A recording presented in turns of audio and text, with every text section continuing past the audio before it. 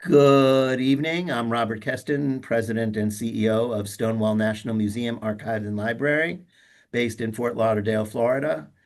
And we are the world's largest LGBTQ library, to the best of my understanding. We have a nationally collecting archive, which is also unusual. Most of the archives within the community are local centric. They collect regionally, but we do collect nationally. And we have been around for 52 years, starting in 1973, making us the chronologically the longest, the organization that has carried the name Stonewall longer in consecutive years than any other organization. So we're kind of proud of that. There are many other Stonewalls out there, though, and we should be respectful of all of them. They all do good work, but 50, 52 years is a long time to carry a name. So we're rightly proud of that. We currently have exhibits in Washington, D.C., in Key West, and in about half a dozen other cities and states across the United States. And our 55-year salute to Pride, which was this Pride, is the first time we've had an exhibit open in Fort Lauderdale at our museum and in Italy and London at the same time. So we are very happy to say that we have brought 55 years of Pride across Europe and across Florida, and hopefully other people will come and visit that exhibit or rent it and bring it to their communities. Tonight, we're talking about something that's quite serious. The Trump administration had decided a couple weeks ago that on July 17th, they will be cutting funding to the LGBTQ uh, organizations that fund suicide prevention in our community. Last year, 500,000 people made the call to the 988 number, and it's just outrageous that $33 million is going to be cut when 500,000 people were served. It's in government speak a very small amount of money, but in terms of lives, it touches that many more than those who use those calls because it impacts many families across the country. So, with that in mind, we've asked Eric Marcus to come on because Eric, who has written any number of books, has podcasts, has God knows how much other material, including information that was used and may still be used, but I'm not sure, at the Stonewall uh, site on Christopher Street. He wrote Why Suicide?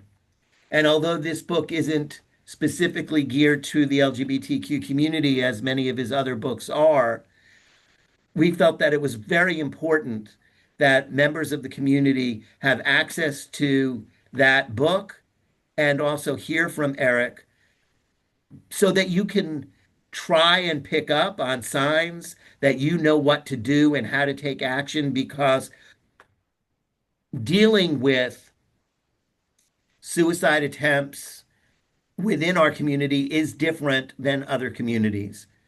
Our community often faces obstacles that other communities don't have.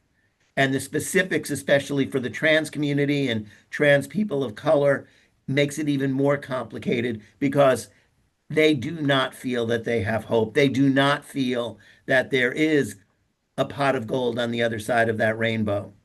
And so, with that, I'm introducing Eric, who is a prolific writer and a major force in LGBTQ history, keeping that history alive and making it easily accessible to many people, not only in our community, but equally important to people in other communities. So thank you for joining us, Eric. Thank you, Robert. It's funny. Just today I had an email from a remote island in Greece from a couple of fans of the Making Gay History podcast.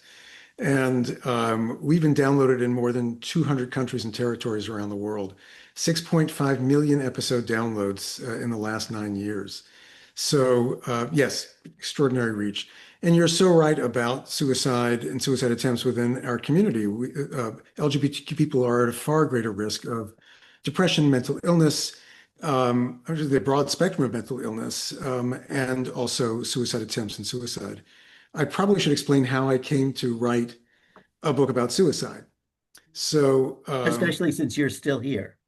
I am still here, and the book is it's called Why Suicide? Questions and Answers. No, that's another book.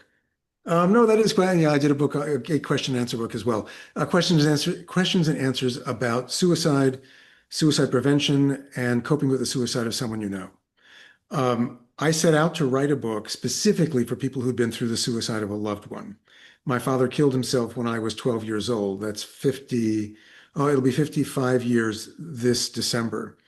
Some of my friends have also had suicides long ago, and we joke that there should be some sort of award for those of us who are 50 years out or 55 years out.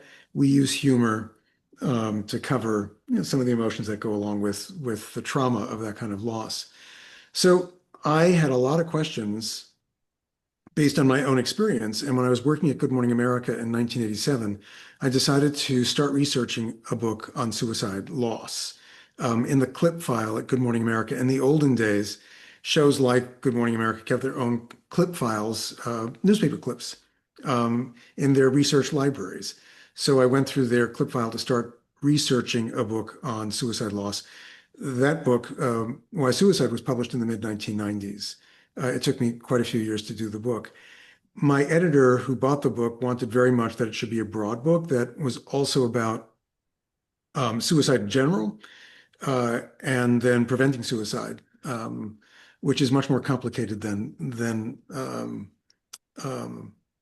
simply saying watch for the signs. I also was on the national board of the American Foundation for Suicide Prevention for 4 years and was there for 18 months to rebuild all of their programs for people who had lost someone to suicide. So that's how I came to do what I do. And I have to tell you, when I heard the news about what this administration was doing in terms of cutting funding and essentially cutting all of the LGBTQ organizations that provide crisis support, cutting them off from the main national suicide crisis line, I was so enraged that I started crying. I just couldn't believe the cruelty involved in doing such a thing. But I was thinking about this morning, Robert, when I was thinking about our conversation today.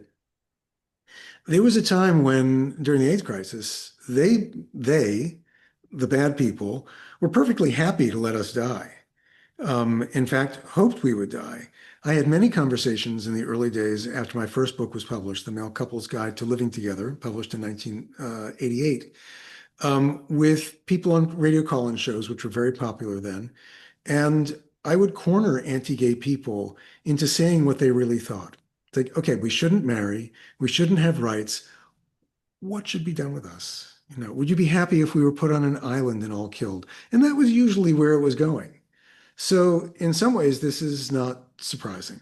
They're just doing what they wanted to do then, which was to first keep us from getting our rights, and now taking away the kinds of supports that the LGBTQ community, especially young people, need to thrive, or at least stay alive.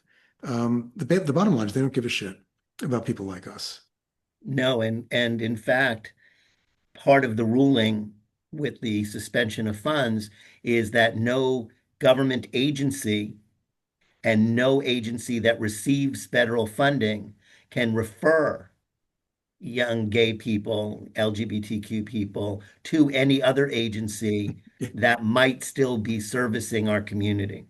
Yeah, because they think or they say that these kids will be indoctrinated into becoming homosexuals. You and I are old enough to remember Anita Bryant's anti-gay campaign in 1977, which was called Save Our Children. And her battle cry was, they can't reproduce, so they recruit. So this time around, it's groomers. And I like to joke that Gay men have always been into grooming, but really we ourselves or our spouses. My husband would probably complain that I'm always trying to groom him, brushing things off his shoulder or noticing a spot on his shirt makes him crazy. But no, we don't have to groom young gay people. That isn't to say that there aren't people out there who groom young people um, uh, for for sex. Principally, though, straight men grooming young girls. Not to say there aren't gay men who are engaged in that kind of behavior as well.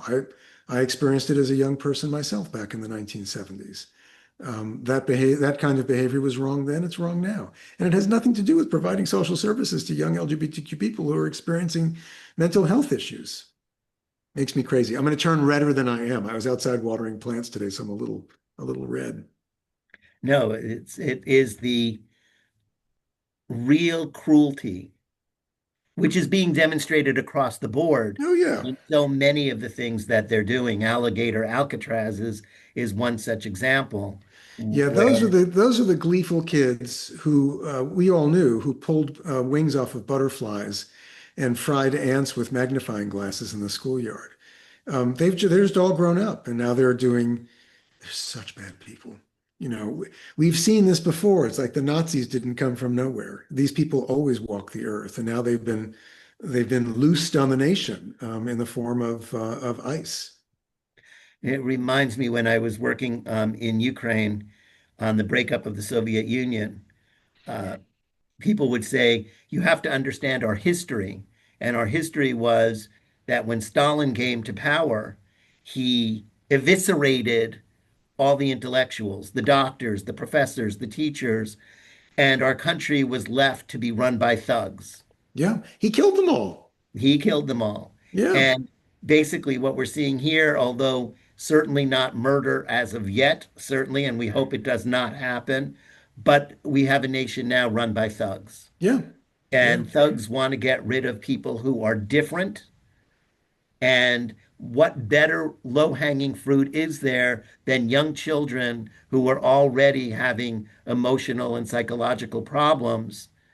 Just take away the services and they will die. They will wilt Yep. on the vine. And the sad thing is there are very effective services provided through LGBTQ community centers all across the country via Centerlink, programs that have been designed specifically to help LGBTQ youth deal with the issues that young people deal with. I hear from them, people who listen to my podcast.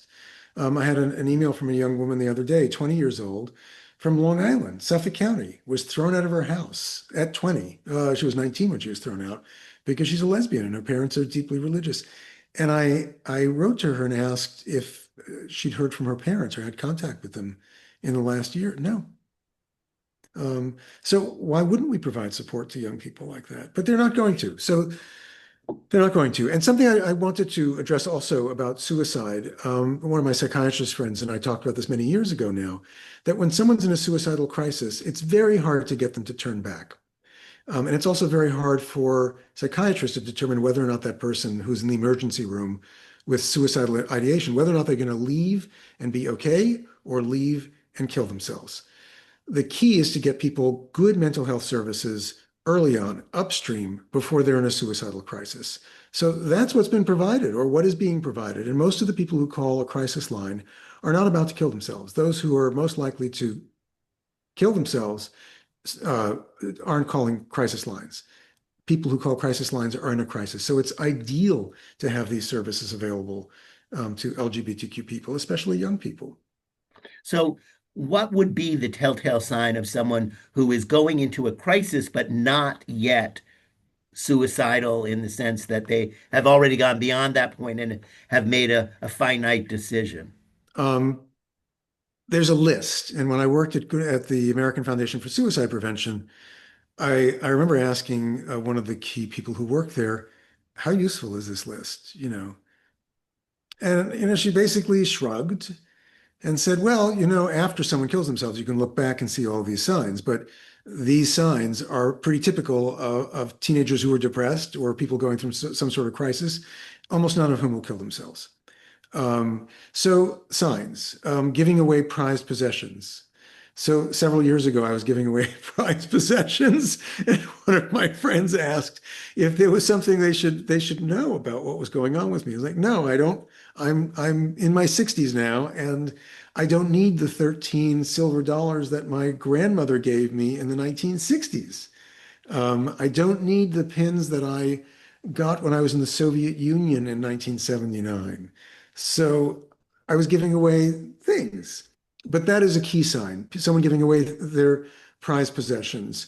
If suddenly they've gone from caring for themselves, grooming themselves, to being disheveled and not showering. Someone who doesn't leave their room, someone who's become belligerent. But, every teenager, I was a belligerent teenager. Um, so many suicides, though, are impulsive. And so it's hard to know if someone is going to kill themselves. Often people who are going to kill themselves hide what they're going to do. I have a friend whose husband killed himself after they'd been together for 35 years.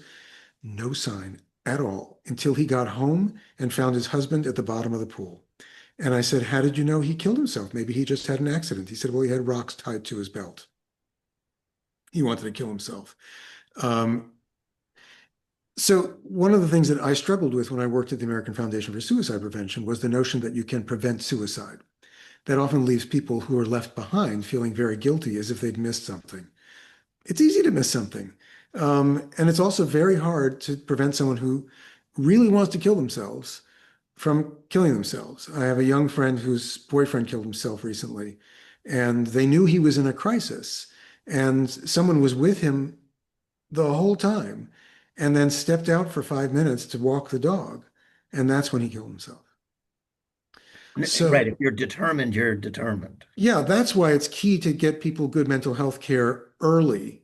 The problem in this country is that it's very hard to get good mental health care. So I remember being at lunch with a friend of mine who's very depressed. And I said, and I knew enough, I'd already written my book, so I knew what you ask. And I thought, am I going to ask him this question? We were at a restaurant on 20th Street and 10th Avenue. And I thought to myself, do I have time if he tells me he's going to kill himself? Do I have time to take him to the ER? I was feeling very selfish about it. And I said, we'll call him David. I said, David, are you thinking of killing yourself? And that opened up the conversation. And it became clear that he was very depressed, but was not in danger of imminently taking his own life. But I am an expert. I'm not a doctor, but it's a very uncomfortable position to be in. Um, I'll give you another example. So I had already written the first edition of this book, and my mother had moved to Denver, Colorado, and was having a lot of trouble, mental health issues. And she said, I'm going to kill myself. I mean, she was 69 or 70. And I said, Ma, you can't do this to me. Dad did this. You can't do this to me. And she screamed at me and she hung up the phone. I'm sitting there holding the phone. I'm in New York. I'm sitting there holding the phone and thinking, okay, you wrote the book. You know what to do, but you have no fucking idea what to do. So what I did was I called a psychologist friend of mine because I was in a it was my mother. So I called and she said, you know what you have to do? I said, call the police. She said, yes, you have to call the police. And I said, my mom's going to be pissed off. She said, but she said she could be dead. So I called the police. They went, there was nobody at her house. She'd gone for a walk and then she went to dinner with friends. And she didn't call me until she got home. And she was furious that I sent the police. I said, well, you told me you were going to kill yourself. So I flew out with my mother's first cousin to see my mother, and she wanted to go sightseeing. She was lonely. And I said to her, I said, you couldn't just tell me you wanted me to come visit. You had to threaten to kill yourself. Um, I have too much experience with this subject. The key is always, though, if someone is dealing with mental health issues, to get help early. And the federal government has now cut a key lifeline. So what do we do? Do we make a donation to the Trevor Project? Are there local community groups that we can donate to? I think one of the keys, if you're wherever you are in the country, is to call your local LGBTQ center if you have one in your community and say, what services had you been providing to LGBTQ youth? What were you spending on that, and how can I be of help? And it's not only knowing where those agencies are, but how to access them and how to access the right people. That's the other, yeah, that's the other issue. And then it's so hard, do people have, if you refer somebody for mental health care, is there someone available who has experience with LGBTQ youth? Does that person have insurance? If it's a sliding scale, do they have enough money? It's a terrible situation. And because of what the administration is doing, there are people who are going to die who would not have otherwise. Right. Here we are. Yeah. And so part of the reason for asking you to do this and under these circumstances is parents rightfully are going to be scared. Hmm. And friends of friends who see that their friend is depressed or acting peculiarly are going to start to get nervous because what they thought was there with a 988 number will not be there in just a matter of days. Right. So they can call local resources like LGBTQ community centers. There are also branches of various social service agencies, but you're right. You said that if they get federal money, they can't. They don't all get federal money. It means more phone calls. It means delay in getting help. It means having to be a little more creative in your research.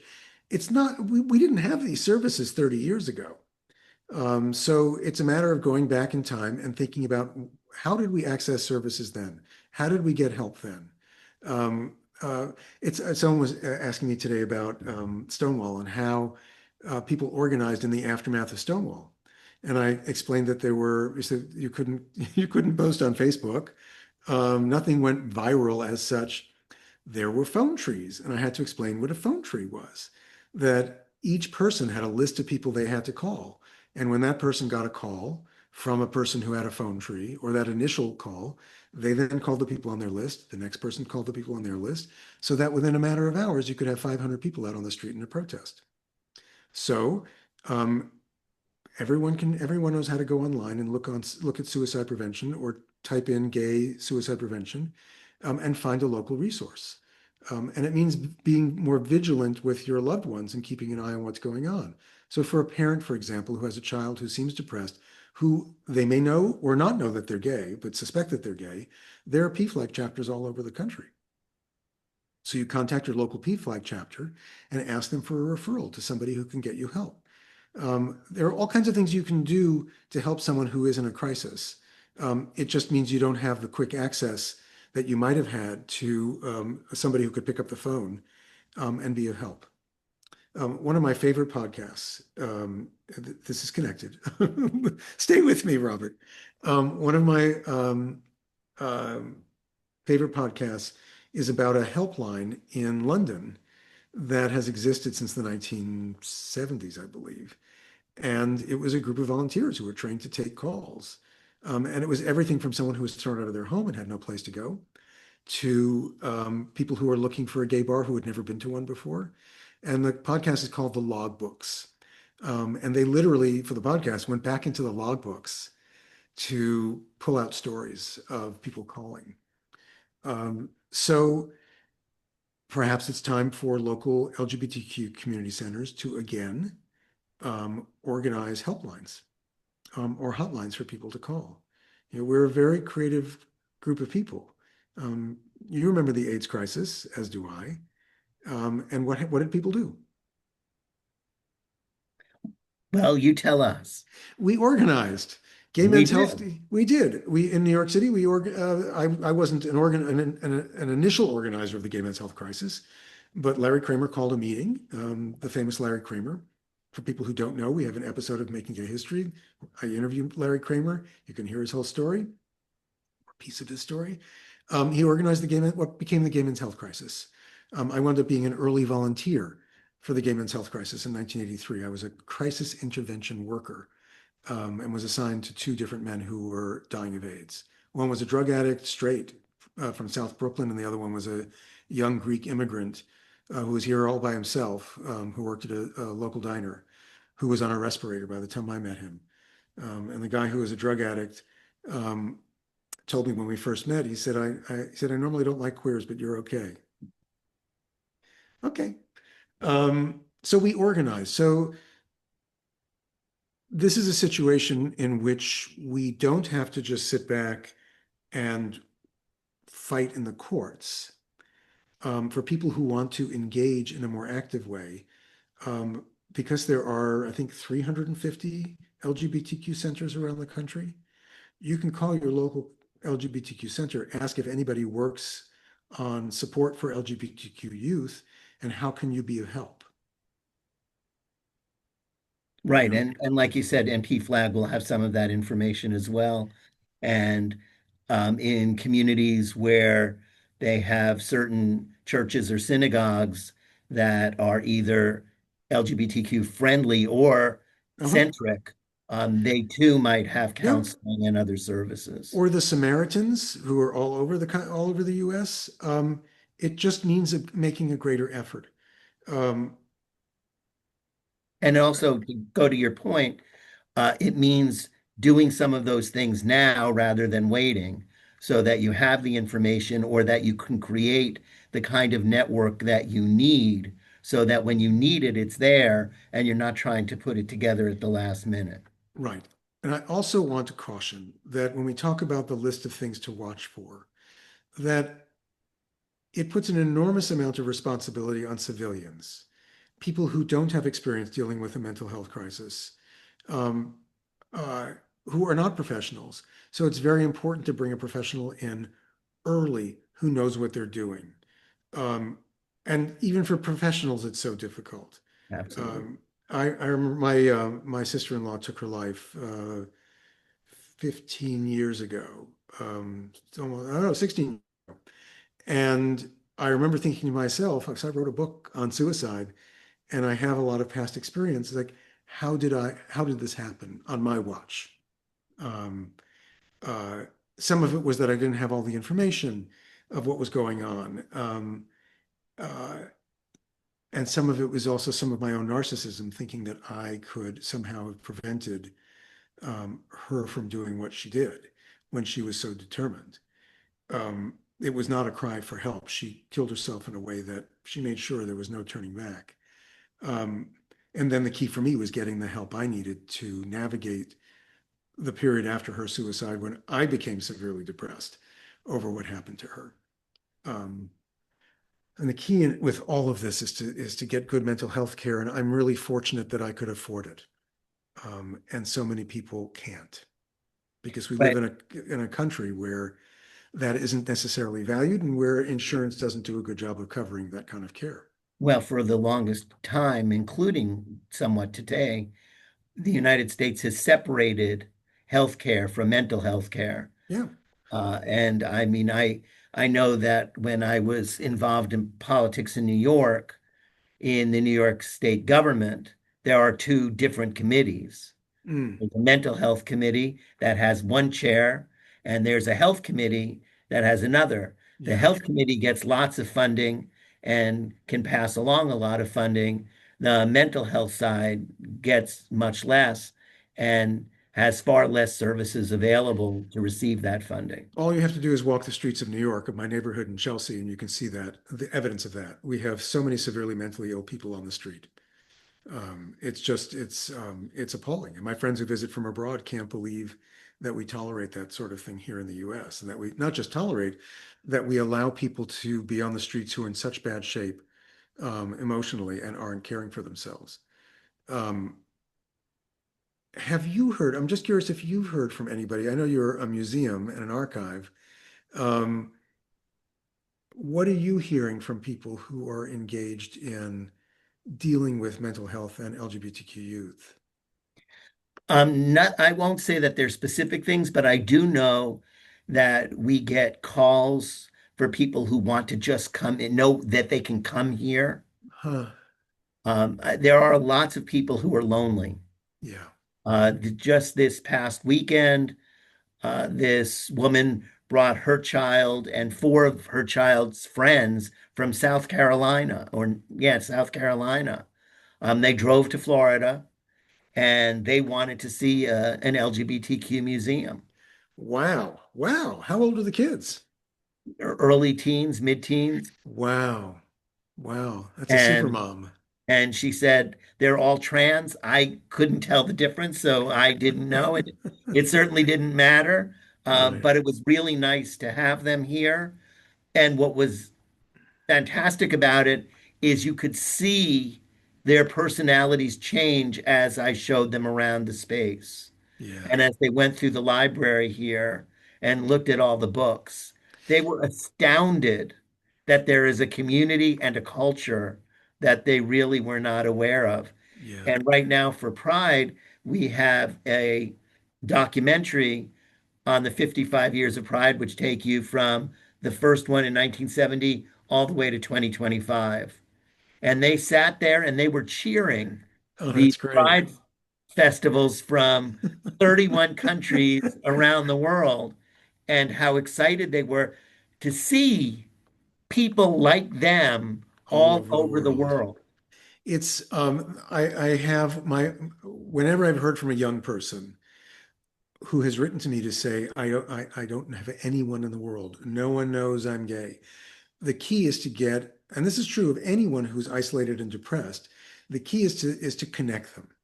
That's To find, so usually I'll do a quick research on a gay local gay youth group. If they can't go directly because there isn't one in their community, then to find help online through the Hedrick Martin Institute. It's now called HMI, hmi.org, based in New York. There are there are places for people to go. The beauty of the system that was set up, where you could just dial one number, and I say dial in the old-fashioned sense, but punch a couple of numbers or three numbers and get a referral, that just doesn't exist, and it's not coming back. It's certainly not coming back during this administration. And if we survive this administration, it will take time to reconstruct that system. So we fall back to where we were before. I love that idea of a mom bringing those kids. So you're serving a role in suicide prevention. Oh, I think that everybody does that provides community. Yeah, yeah, If you create community, you are giving people the opportunity for the number one service in preventing worse mental health, and that is human contact. yeah, I'm a firm believer that we all need to at least feel someone us on the arm or pat us on the back. Human contact is vital for yeah. physical and mental health. One of the things that we are working on at Making Gay History is we've created a suite of lessons for middle and high school educators anchored by Making Gay History podcast episodes to bring this history into the classroom. One of the National Education Association teachers who worked with us to create a lesson teaches in Florida. So he can't teach the lesson. All the teachers had to pilot their lessons. He couldn't teach it in his class, but he taught it at the local LGBTQ. Boy, if we add one more letter or that plus, it's going to kill me. And I'm not going to say the Q word because it makes me crazy. Um, he volunteers at the LGBTQ community center in his community that has a youth group. And that's where he piloted the lesson. So I think key to the good mental health of our young people is also teaching them about our proud history so they don't feel alone. And any number of the teachers we worked with 18 teachers from across the country, all of whom had to pilot these lessons. They talked about the students who came up to them after class to say, to thank them. Some of them more specifically saying, I'm so glad to see myself represented in American history. I've never seen that before. So helping young people have good mental health can start way, way, way upstream. The goal is to avoid anyone reaching a crisis where they need a crisis line. And beyond that, to avoid having them be in a suicidal crisis, which is so hard to head. At that point, it's so hard to head off a suicide or a suicide attempt. And that's why it's also important for communities of marginalized or prejudiced peoples to group together because many of those things are shared in terms of feeling outside the Yeah, mainstream community. And if we work together, we create bigger communities. And when we do that, we create the options and the opportunities for stronger communities. And that's a yeah, huge part of fighting mental health Yeah. issues. So I'm thinking, this reminds me of someone I interviewed back in the late 80s for my book, Shirley Willer, who was later the president of the Daughters of Bilitis, a national organization for lesbians founded in 1955. Before there were any organizations, she and her partner took in young lesbians who'd been thrown out of their homes. They opened their home to, she said sometimes we had kids sleeping on the kitchen floor and then would help them get jobs, the kinds of jobs that butch girls and fey boys could get. So for the butch girls, they helped them get elevator operator jobs where they didn't have to wear a skirt. And they helped boys get jobs in makeup departments of department stores. This they did on their own. So we're not helpless now. It's I mean, what I think of when I hear these horrible things happening. I think, okay, we can lick our wounds for 5 minutes, and now what are we going to do? Oh, Um, that's absolutely. Look, Marsha P. Johnson and Sylvia Rivera had nothing, and they provided housing, food, and shelter for children who were kicked out of their homes in the early 1970s, yes, when there were really few options. yes. I mean, I wouldn't. Randy Wicker, who was Marsha P. Johnson's roommate, and when I interviewed the two of them together, they had quite a battle over what that place was like. It It was a wasn't nice. It wasn't nice, no. But as Sylvia told me, Sylvia Rivera, she and Marcia and some of the older, she and Marcia would go out and hustle on the street selling themselves so they could help feed the kids who were there. Right. Street kids, people who had no place else to go. It was a building on the Lower East Side that I'm not even sure it had electricity or proper electricity. Or Um, water. yeah. So even people who didn't have anything found a way to help those who were younger than they were. I remember Sylvia was crying when she told me that part of her story of trying to protect those kids from what had been done to them.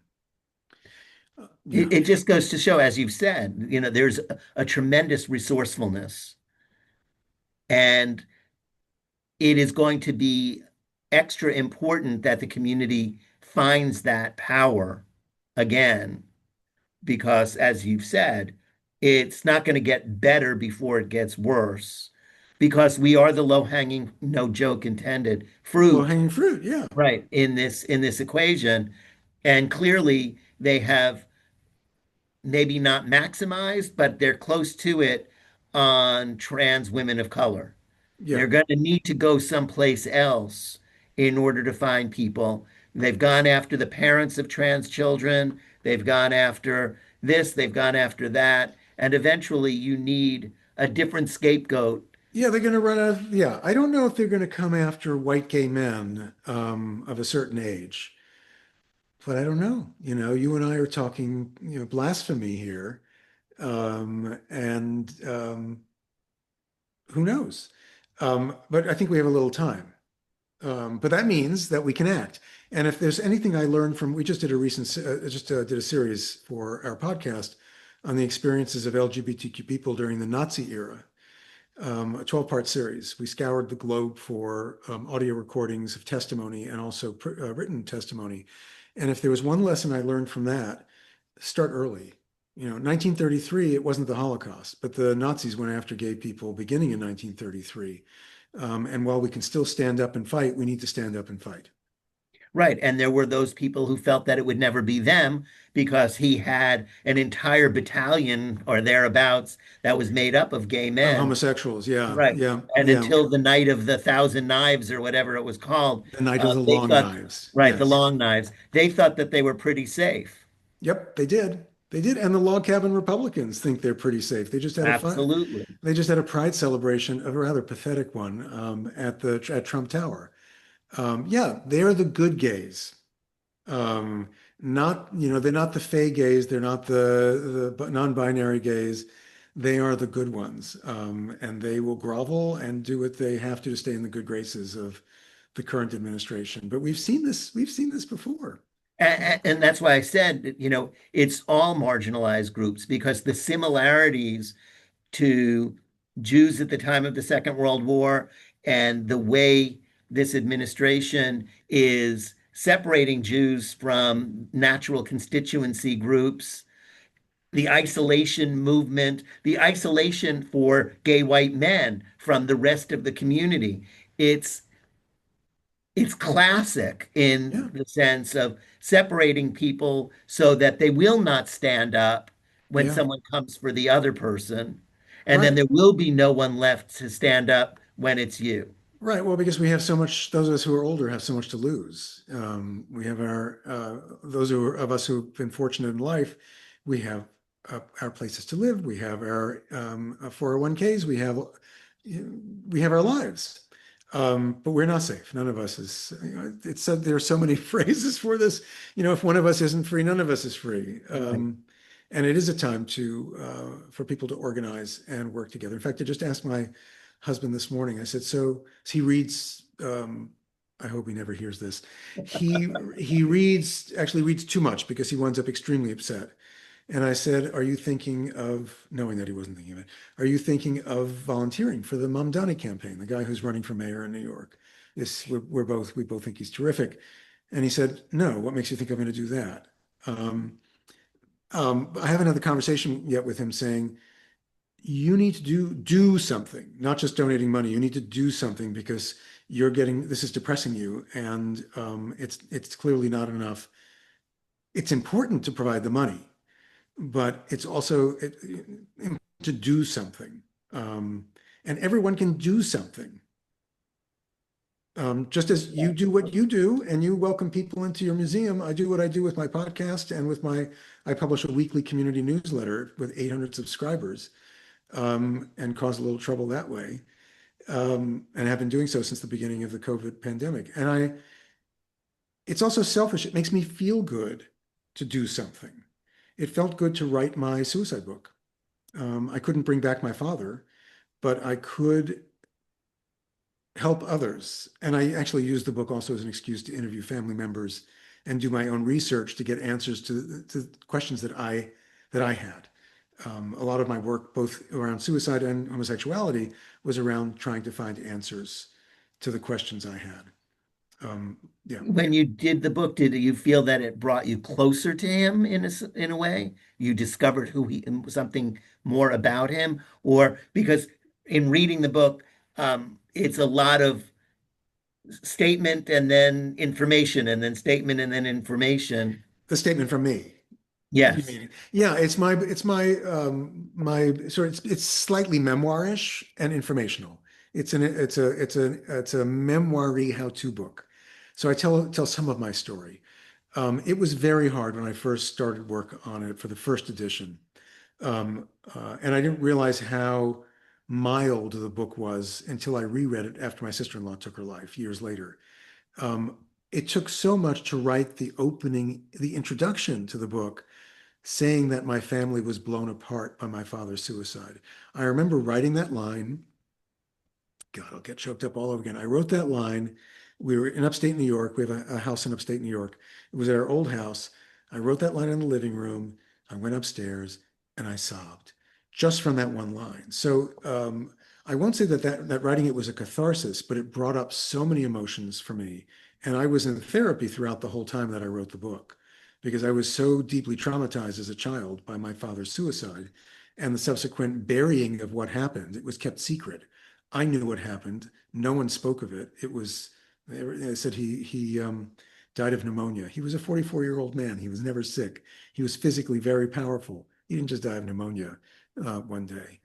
Um, so the book helped me process my father's suicide, and then rewriting the book after my sister-in-law killed herself helped me process that that experience. And it did bring me closer to who he was because I got to interview people who were closer to him and the experience than I was. But I didn't talk to my sister, who's older than I am, and my brother together. He's younger than I am, until 10 years ago Wow.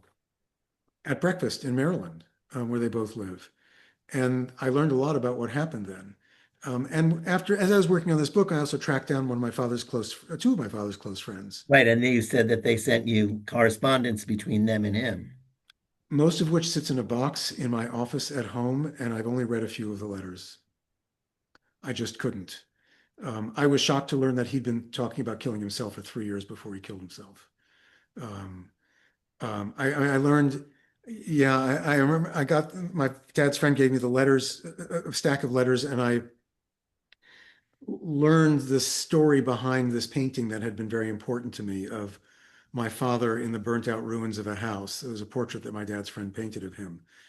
I had no idea that my father had commissioned that painting based on a famous poem by a Japanese poet. Barns burnt down, now I can see the moon. And he asked him to paint that in the hope that it would help him hang on to life and not kill himself. It so blew my mind. Um, uh, it so blew my mind. But I was so we're off onto my own story. I was so fearful that I would go down the same path as my father and get depressed and kill myself that I got into therapy early, um, because I didn't want to wind up the same way that he did. I wound up not having bipolar disorder. He did. Although undiagnosed or not properly treated, it was early. It was the 1960s. Um, so just another point about suicide and suicide loss. For people who were, there's a good reason to prevent suicide in the first place. The people who are left behind are at far greater risk of killing themselves than people who haven't experienced a suicide loss. So the government cutting off funding for crisis intervention means that more people will wind up killing themselves, more LGBTQ people. That means that there are more brothers and sisters, parents, other relatives and friends who are going to be left behind with this legacy, who are then going to need their own mental health care to avoid winding up taking their lives as well. So there's an effect that cannot or be very difficult to measure, from this one cut of funding, to provide crisis services to LGBTQ youth. So I think we have to move quickly. And I say we, I'm not involved in this aspect of it, of this work. I had lunch the other day with a psychologist who actually designed the program that's used at LGBTQ community centers across the country. And his $13 million grant is not going to happen for continuing this work. So we were talking about what he can do. And what did he come up with? He doesn't know yet. We talked about the idea of forming a nonprofit organization that he can then fundraise through, to replace some of the money that was lost. But raising $13 million, you know, that's a lot of money. A lot of money. It's And especially a lot of money when there can't be government money. this is a government. This is what the government should be doing. You don't have to sell me, but No, no. when they Florida cut budgets even before the feds did, so we lost state money immediately, and then a year or so later we lost any possibilities of getting federal money. So we understand the devastation that it can cost. And the other thing is getting the community, our community, to understand how much responsibility they have. Yes. Well, this is the challenge. Resistance and organizing take time. They moved quickly to cut funds. So it wasn't, we might have known it was coming a few months ago, but it takes time to build organizations and build community and raise the money. But we can do it. It's been done before, but people have to be aware of what's been lost. But they're also looking for the power. I'm hoping that they don't get it, but it seems that they get pretty much what they want ultimately, to decide what organizations can be 501(c)(3)s. That does worry me. But you can also, you don't have to be a 501(c)(3) to take a donation. It just means the person, someone can give you money for an in fact, I have one of the grants that I got years ago for making gay history. The grantor would not give to it's a long story. I had to form a separate entity, an LLC. It's essentially a for-profit entity, and they were able to write a contract with me to give me that grant, although it was complicated. You So don't have to, it it became a became a business. business. it was a business. I was given money, yes, as a business. I spent it through my nonprofit, but I didn't have to. So having a 501(c)(3) means that people can donate and take a tax deduction. So maybe you start an organization that is not a nonprofit. If you can't get nonprofit status, it doesn't mean you can't still do the work. Right, but it becomes much more complicated because It's more complicated. to write and take a business deduction, you have to be making that contribution from a business. Right, but you can also just give people money. You can. Those of us who Um, have been in nonprofit for a very long time know that that's not always so easy. it's not always so easy. No, But but no, but there are creative ways of doing things. My hope is that our community will, as it has in the past, step up. It's harder today. There's so many competing, when Stonewall National Museum started, just as the Stonewall Library and Archive back in 1973, there weren't that many LGBTQ organizations. no, there There were were very not few. even that many letters in the alphabet. Even when Anita Bryant launched her campaign in 1977, there were a lot of organizations. Most of them were volunteer. Very few had paid staff. And if the staff was paid, they were hardly paid at all. Right. So we are much better positioned now. And I wonder if you've thought about convening a meeting at the museum of people who are interested in finding ways to support LGBTQ youth now that I'm giving you extra work, Robert. Um, Well, we are actually, we, I don't know if we can move it up, but we have an educational program called SNEP, Stonewall National Education Project. And we normally meet in April. We did not meet in April this year because of so many other things that we were doing, including these vast, very quick changes through government action. you mean you don't have 50 people on staff who are doing this? Um, I would like to say we had 5 people on staff to do this. I'm teasing you. We have No, two. no, no, I understand. But no, we're really lean and mean. Yeah. What we are looking at is doing our SNEP program by invitation only this year and calling in people who really do have a way of reaching vast networks so that we can have very serious discussions and look at all the ramifications. I think one big ramification that fits into mental health as well as the health of the community is the almost global now lack of trust in journalism. Hmm. Because you can't have a successful democracy unless you have accountability. And if you no longer trust the messenger, Yeah. and if the messenger cannot be trusted, then democracy is in a very tenuous state.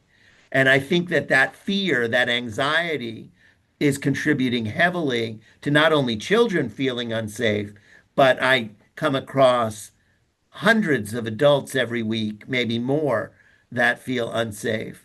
And then that carries over to the next generation and the generation after that. Oh, and you and I grew up at a time when there were a lot of people who walked the earth, who grew up in terribly fearful times, whose lives were circumscribed in ways that young people today would find hard to imagine, so that they passed on their fear to me. I worked for a closeted gay man at the Art Slide Library at Vassar College. When I mentioned to him that I was going to be coming out to my mother, he reacted with horror, as did my junior high school choir teacher, who begged me not to tell my mother, because they grew up at a time when it was not possible to live openly. So we don't want to go back to those times. And we do not want to pass those lessons, those awful lessons, on to a new generation.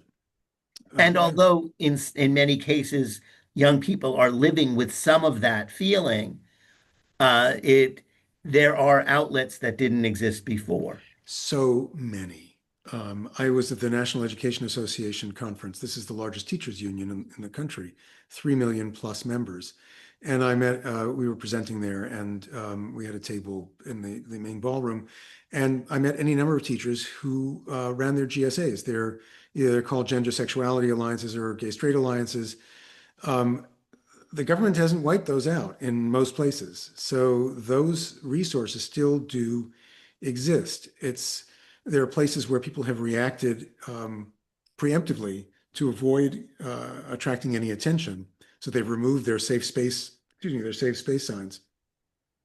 But there are still plenty of places where people are doing the good work.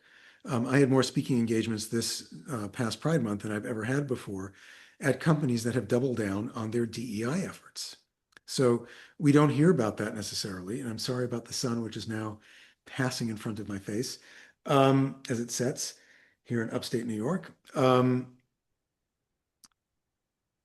It's bad, but it's not as bad as one might think based Well, on what we read. yes, no, well, what we read is just based on a very narrow view of what's going on. And um, part of what I say very often when I speak is that it's important to remember that in 2025 or 2024, when the campaign was going on, that in 1969, most people were closeted. There were no known elected officials that were out. There No. were no Fortune 500 CEOs. There were no educators. Yeah. When I You interviewed, couldn't yeah, even yeah. put it, you couldn't even put a gay book legally in the United States Postal Service and mail it to somebody because if it was caught, was a federal offense. You could after 1959. Okay, Sorry. close enough. Sorry. But yes, yes, the world is so incredibly transformed. I was the only out person in the newsroom at CBS Morning News when I worked there in 1988. I was told they'd never put me on camera as a correspondent because I was openly gay. That's yesterday, for us. So you're no Sam Champion. Don't get me started. Don't get me started. Um, I happened to be at a hotel in the Caribbean before Sam Champion came out. He was in the hot tub making out publicly with his boyfriend. Uh, what can I say? I didn't think it was appropriate for any couple to be making out in public. I'm a very conservative person. But he wasn't doing a very good job of trying to. In those days, it was an almost don't ask, don't tell for a lot of people. And there was a rule, a quiet rule that you didn't out people. What would the point have been to out someone like that? Except that there were a lot of people in the public eye who, if they'd come out earlier, it would have helped a lot of people. But it's not up to us. No. Um, as annoyed as I might feel sometimes, or I felt in the past. I do believe strongly that that for those who are closeted and go after us, fair game, um, fair game, and there are more than a few of those in the Republican Party. Without a question of a doubt, because party, religion, ethnicity, nationality are not dividers on this. We are equally represented in every single one of Everything, those yeah, communities. we are, we are, And yeah. it's very important for people to remember that not only are we there, but we've always been there. As have trans people, but we haven't known it, Well, and we didn't always have language. didn't have language and didn't know right, and didn't, and also people who could pass tried to pass. Although not all could. I mean, it's a longer conversation. I see our time is virtually up, and I have moved into a whole other area. Let me just add a note. We did an episode of Making Gay History on Reed Erickson, who was a trans man who helped fund one of the first gay organizations in the 1950s, One Incorporated. We didn't have any tape of Reed, but we had people speaking about Reed, and it's a really, really interesting story. So, 1953, an out trans man. The world hasn't always been, well, the world it evolves and evolves again, and we just have to hope that we're here long enough and can work hard enough to roll back some of the backlash of today. And we will, and hopefully we'll all be alive long enough to see it. I hope so. So thank you very much, everybody. Why Suicide? But not only that, but Eric has written many, many other books, and he has his podcast and he has his newsletter. So it really is helpful to be informed. Knowledge is power. It is. And in a time when knowledge and information is hard to come by and hard to be trusted, this is one of those times to go to a reliable source. So this is the Stonewall National Museum Archive and Library. This will be recorded or was recorded and will be edited and will go on our YouTube channel. When it is ready, it will be announced in our newsletter. Thank you for joining us this evening. Thank you, Eric. Thank you, And we'll see Robert. you. Pleasure. My pleasure. And we'll see you at the next Stonewall event, which is coming up soon. Thank you.